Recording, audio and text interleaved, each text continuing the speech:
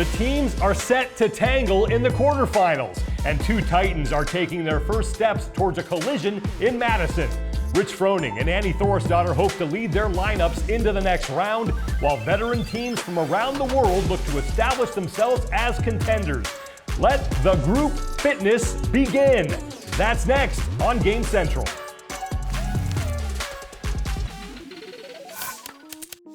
Hi everybody, welcome to another edition of Game Central presented by GoWOD, the official mobility partner of the No Bull CrossFit Games. We are in the second of 3 weeks of quarterfinals action, and up next, the teams. They will face 5 unique workouts over 3 24-hour periods, and then the top 20 teams will advance to semifinals, and this is how it will all break down. 4 continents will send 20 teams. Europe, they will send 40, and then North America, they have 80 spots in the semifinals.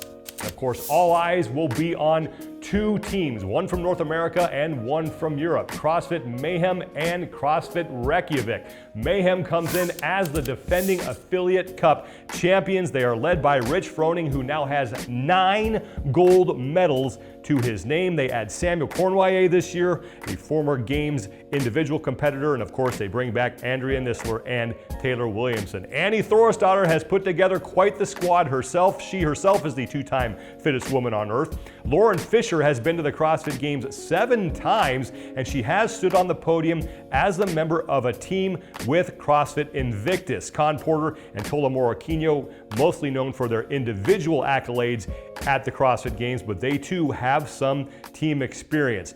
But CrossFit Mayhem, they have won 5 Affiliate Cup championships. They have done it with 6 members of their team. They have done it with 4 members of their team, and only Rich Froning has appeared on all of those championship teams. Mentioned Sam Cornwallier, he now steps in for Chase Hill, and Andrea Nisler and Taylor Williamson are 2 of the most dominant female athletes that we have ever seen in the sport. On the other side, Annie Thorisdottir, the clear leader of the CrossFit Reykjavik team. She has some talented individuals around her, but now the question is, can they come together as a team to give Rich Froning and company a run for their money when they get to Madison, Wisconsin and the CrossFit Games? There are plenty of big storylines that we will be watching throughout the world this weekend in the team quarterfinals. And for more on that, here's Tommy Marquez. Thank you, Sean. And there are 200 semifinal spots up for grab this weekend in the team quarterfinals. And year to year, the competitive team landscape tends to fluctuate a bit within each continent. So as far as top storylines go this weekend, starting in Africa, there is a huge opportunity for a new team to take the lead, and CrossFit Tiger Valley looks to be a strong contender. The crew from Tiger Valley was a clear-cut number 2 in the continent last season, finishing second in both the quarters and semis, and last year's number 1, CrossFit Eichstätt, has had their team splinter into multiple factions from CrossFit Commit and Cape CrossFit, and those 3 teams were the front runners out of the Open. In Asia, it's anyone's game right now, and only 20 teams are currently signed up. CrossFit EXF Black was the top team in the Open, but had their scores boosted by individual athletes like Evie Hollis. The Kolesnikov team from Backstage CrossFit is the lone returning Games qualifier, but they couldn't travel to the US last year and aren't signed up as of yet. Sounds like a continent just asking to be won, if you ask me. Over in Europe, there's a big Annie Thorisdottir-shaped elephant in the room, as everyone will be wondering how the CrossFit Reykjavik team will fare in what's really their team debut as a unit this season. They won the Open, but the teams from Oslo, Gnas, Butcher's Lab, Surbiton, and more are back and will force them to earn their place amongst a European contingent that had 2 podium teams last year and 5 teams in the top 12 at the Games. I think we all know what the big storyline here is in North America. The champs are back and better than ever. Rich Froning is chasing his 10th CrossFit Games title, and the Mayhem Freedom crew have added Canadian perennial Games athlete Samuel Cornwallier. Fun fact, Canada and US lay claim to the longest shared border between countries in the world, and this weekend could be the start of them adding a shared affiliate cup to the mix.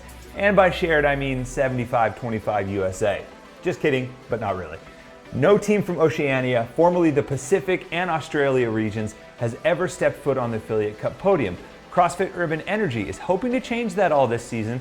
They're returning their entire active roster that finished 7th overall at the Games last year, and better yet, the +6'4" Army team finished ahead of them in 6th has disbanded. The The road has been paved for them to have a chance to be the head of the pack and finally bring home some Affiliate Cup hardware for Oceania, and consider this weekend a prime opportunity for Urban Energy to cement themselves at the top of the continent. And finally, we have a South America continent that has already dealt with some ups and downs and could have some very new qualifiers this year. SDC CrossFit looked like they were going to be the powerhouse team until eligibility issues knocked them out of contention.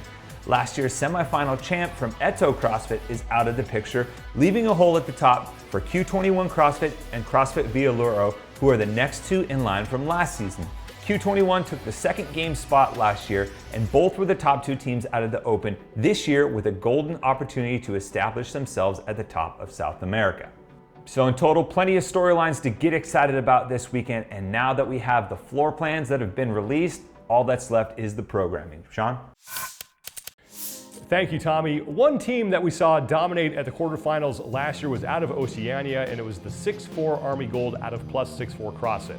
Well, this year that team has disbanded. They are not competing, and that means that there could be a spot to the CrossFit Games up for grabs. The 6'4" Army Gold team did go to the games last year, and they finished 6th. This year, keep an eye on CrossFit EXF. They are led by Christy Hollard, formerly Christy Bishop, and she is hoping that her team can compete with the likes of Urban Energy and Frankston. Hollard is a multi-year regional athlete. She took 9th place at the Torian Pro last year, and she finished 76th in the world in the 2022 CrossFit Open.